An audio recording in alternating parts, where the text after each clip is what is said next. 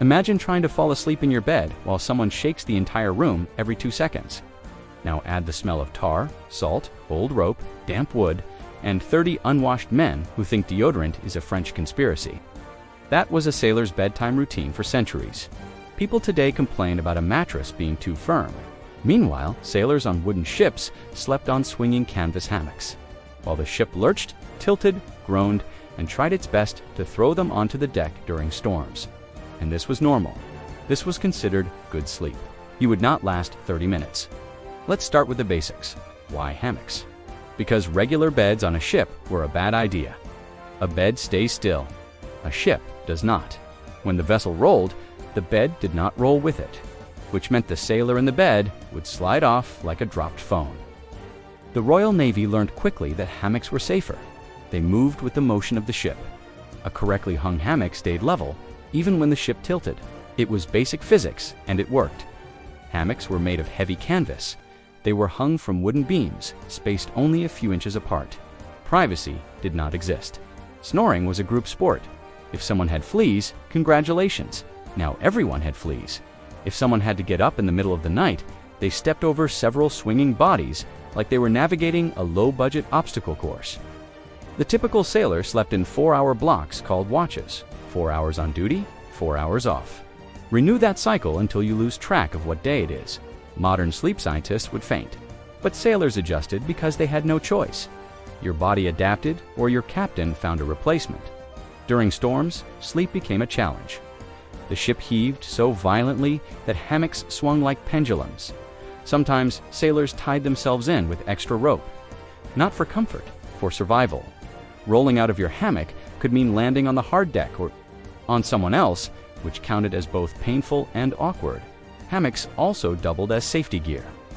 If you rolled into the side of the ship during a fight or a sudden collision, your hammock protected you from being thrown into a cannon. Some navies even used their hammocks as makeshift flotation devices when the ship went down. The British Navy specifically trained crews to use hammock buoyancy in emergencies. It was the original multi-tool, and then there was heat. Below deck, ventilation barely existed. In tropical waters, the lower deck turned into a warm, humid box filled with sweat and stale air. Sailors slept half awake, half suffocating, but still grateful because sleep was sleep. Cold climates were the opposite. Sailors wrapped themselves in their own clothes, spare cloth, or whatever they could find. There was no central heating. There was not even a reliable candle. Light below deck was rationed to avoid fires, so sailors slept in darkness and hoped no one accidentally punched them while turning over. Noise was constant.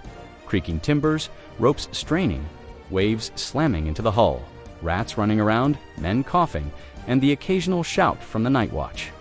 Silence was not real. The ship talked all night. You did not sleep through the noise. You adapted to it until your brain decided the chaos was background sound. Food timing also affected sleep. Hard biscuit and salted meats sat heavy in the stomach. Water was rationed and often tasted like the inside of a barrel. Rum rations existed partly because the water quality was terrible. Rum also helped sailors relax after exhausting shifts, but it was not a sleep cure. It was a cheap distraction.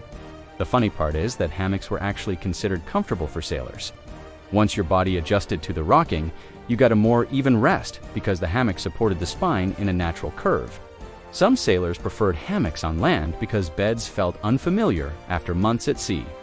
In short, sailors slept in conditions that would make a modern cruise passenger demand a refund within 10 minutes.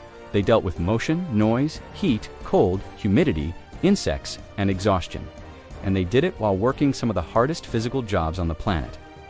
The next time someone says they had trouble sleeping because their room was too warm or their neighbor played music at midnight, tell them about sailors who slept in swinging canvas strips 4 feet from a cannon while the entire world tilted around them. They slept because they had to. They slept because work never stopped, and they slept on a ship that never stopped moving.